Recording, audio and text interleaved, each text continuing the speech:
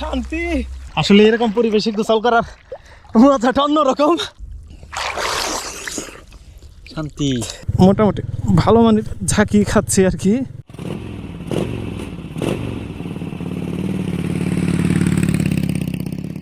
বহুদিন পরে বাইক নিয়ে বের হচ্ছি বিলের পুকুরে গোসল করতে। আর আমার সাথে যাচ্ছে মঞ্জু। মঞ্জু কি এর আগেও তুমি এবছর গেছিলা? দুইবার গেছিলা গোসল করতে। আচ্ছা যাই, কেমন ওই জায়গায় পানিটা? ডাবের পানির মতো ঠান্ডা আছে? আচ্ছা তাহলে চলো। বিলের পুকুরে আসলে কয়েক বছর ধরে গোসল করা হয় না। খোলা পরিবেশে বিলের মাঝে গোসল করার আনন্দটা অন্যরকম। যাই সেখানে দেখি কেমন আনন্দ করা যায় গোসলের পাশাপাশি।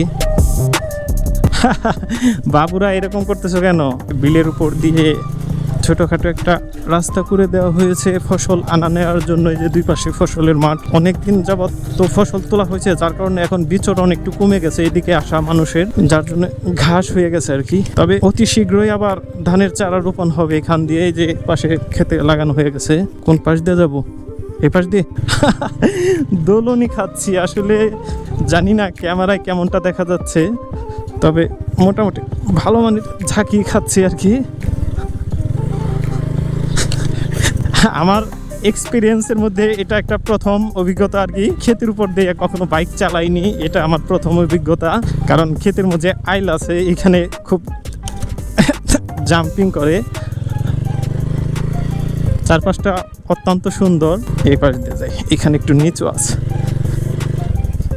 যাই হোক, আর সামনে সম্ভবত যাওয়া যাবে না। আচ্ছা বাইকটা এখানেই রাখি। খোলামেলা একটা পুকুর। অবশেষে আমি আর মঞ্জু এসে পড়েছি গোসল করার জন্য।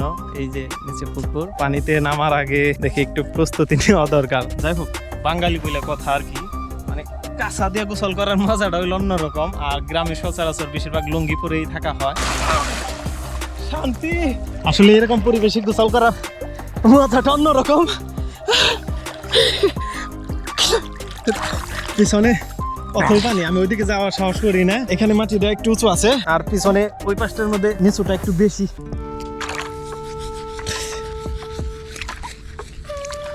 যাই, এটা আপাতত লঙ্গিতে গুজে রাখি, পরে আবারই করা যাবে। একটু সাঁতার কাটি।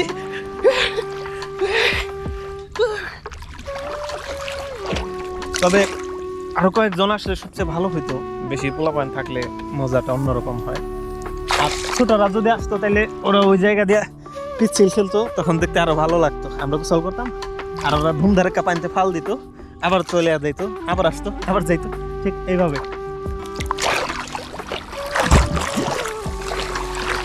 পানিটা পরিষ্কার, একদম পরিষ্কার, একদম স্বচ্ছ। এই যে হ্যাঁ, ডাবের পানির মতো একদম পুরা পুরা বৃষ্টির পানির কারণে এখানে যে স্বচ্ছ, আবার তার মধ্যে বালু আছে। বালু থাকলে তো পানিটা অটোমেটিক্যালি ফিল্টারিং হয়। দীর্ঘ 4 থেকে 5 বছর পরে মানে পুকুরে এসে গোসল করার একটা নতুন একটা অভিজ্ঞতা হইলো মঞ্জুর সাথে। আল্লাহ, অনেক শান্তি। শান্তি,